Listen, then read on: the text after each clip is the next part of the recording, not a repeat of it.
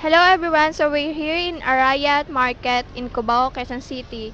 We're here to ask people some questions. So let's have fun guys. What is the main reason why foreigners should visit the Philippines? Why foreigners daw? Ba't daw Nandito siya sa Philippines. bakit daw kailangan bisitahin ng mga foreigner yung Pilipinas? Siyempre po dahil di ba magaganda yung mga island natin. Tapos it's more fun in the Philippines. Si ate po. Ako, syempre, kailangan tangkilikin natin yung sariling atin. Kaya kailangan pag may mga foreigner, respetuhin natin being hospitality bilang isang Pilipino. Bakit gusto ng foreigner bisitahin ng Pilipinas?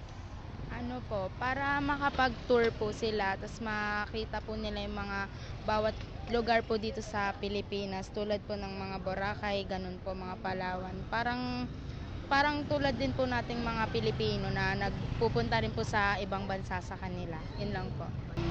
Siguro dahil na din sa tawag dito. About sa ano, yung mga tawag dito, mga lugar-lugar dito sa Pilipinas, tapos gusto siguro dahil din sa mga tao dito sa para maranasan din nila kung paano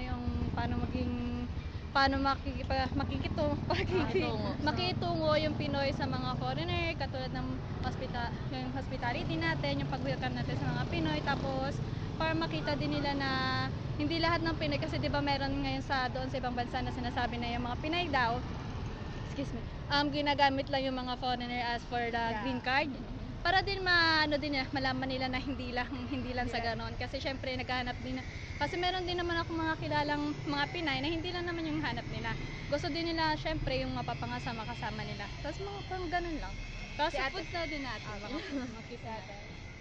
Siguro sa mga mga view na kailangan nilang puntahan yung katulad ng mga beach dito, maranasan din nila kung di ba sa ibang bansa ka, walang ganyan. Pero there's a lot of tourist spot here in the Philippines. That's why most foreigners should came to us because our country is also known as no, madami kasi tayong yaman, tawag doon yaman. Ano tawag doon? Yaman dagat, yun. Ako naman po, Filipinos are known as ano ba ang tamang term? Hospitality. Hospitalable. Hospitality nga. Yun. So, yun po. Yung kilala yung Filipinos as friendly people. Yung even though na hindi po nila kakilala is parang pinapatuloy nila. Right? siguro kailangan din nila ng parang makasagap ng ibang environment, di lang sa country nila. What is the main reason why foreigners should visit the Philippines? Because of the tourist spots, ganon. Saka yung cost of living din, mababa lang din yung cost of living natin compare sa kanila, di ba? So, yun. I think Philippines is a great country. Madaming magandang tourist destinations dito. And also, the Filipinos here are very good and they are very welcoming. What Filipino food would you recommend in foreigner? Adobo po. Why? Ano po, That's a Filipino. opo. Adobo and sinigang. Yes. Adobo yung sinigang, of course, kasi syempre isa na yun sa parang kultura natin Pilipino, yung sa pagdating sa pagkain ng sinigang tsaka adobo, saka seafoods. What Filipino food would you recommend? Balot! Adobo. Yun, yung mga common dish natin, sinigang. Ay, hindi po masagot nila. Di ba? Ano pa? Orange waffle. Wait, kwek! Balot siguro. Balot! Ikaw pa ate. Kwek! Parang pumili niya sa ano. Hindi, ano ba? Adobo, syempre. Lahat kayo adobo. Favorite ko kasi is adobo, so I would recommend adobo. Since adobo din is a Filipino delicacies. Would you date a foreigner? Hindi. Why? Wala lang po. Ayoko lang po. Thank you. Would you date a foreigner po? Ano? Why? Ano lang, stick sa sariling lahi. Ano Ikaw po, ate. No din. Bakit?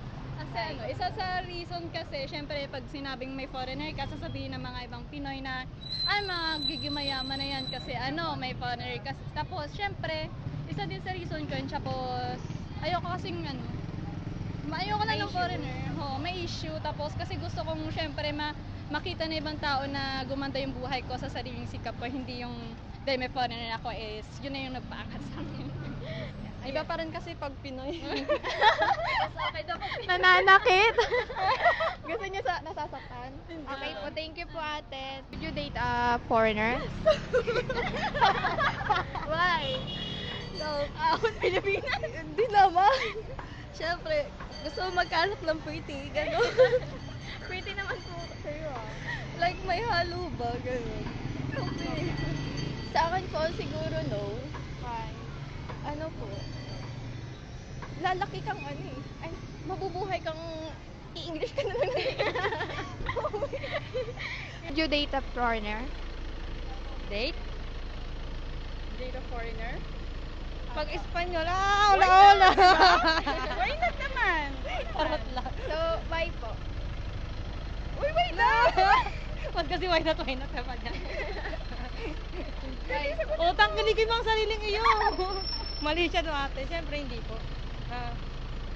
Depende. Why po? Why no? Kasi mo, siyempre di natin mahirap na mo. Gusto niya Pilipino nang naglolo ko pa Si ate.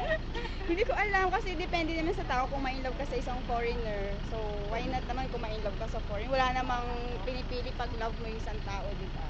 Would you date a foreigner? Did you date? Yeah, pwede. Why? Why? Because sa lahi, ganun. Gusto mo na matangkad. No. Why?